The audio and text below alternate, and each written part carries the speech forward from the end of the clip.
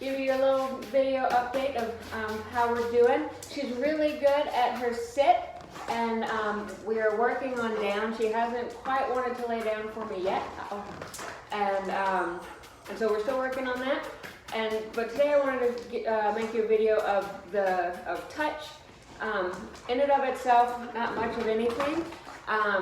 It's just her nose touches my hand. And the purpose of this is, it's a foundation behavior. It helps build confidence, and it helps with calm greetings and loose leash walking and jumping and come when called and all sorts of things. So what we're going to do is, there's a glare. So when she jumps up like this, I'm ignoring her. And when she has all 4 feet on the floor,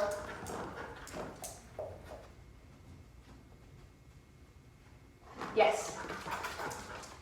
And when she puts all 4 feet on the floor, that's when she gets rewarded. So the way that we're going to start touch is I'm going to roll the treat around in front of her face so that she knows that I have something. And I'm going to pop my hand out to the side. Yes. And as soon as her nose touches my hand, I'm going to say yes and give her the treat. Good. Yes. And you're not going to have to roll the treat around in front of her face forever. This is just to get her started. And this is probably this is like her 2nd or 3rd session on this. You sit. Good. Yes. Sometimes she thinks I dropped the treat. Yes. So she's at the point where you don't need to roll the treat around in front of her face. I just want you to see it, so when you're working with her at home, if you need to give her a little refresher, you can. Are you ready? Yes. And I don't want her foot to be on my leg when she's doing this. Yes.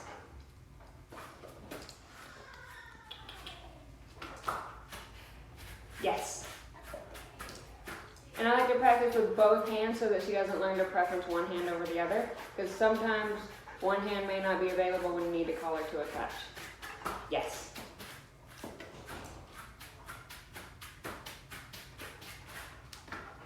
Touch. Yes.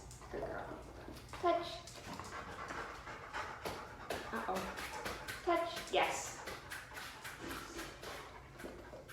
But that's how we get started with touch, and we're going to you're going to start with your hand about 1 inch from her face, and then you're going to slowly back up, and so that she's, you can say touch over here, then you can say touch over here, and she goes back and forth, and that's going to help us build distance, which is going to help shape into a come when called.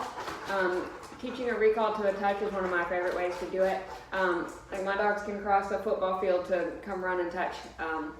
So it's a fun little thing, and you can also use it for vet exams. I like to teach a duration nose target where the dog presses his nose into my hand and holds, and you can hold that position, and a vet can do an entire exam.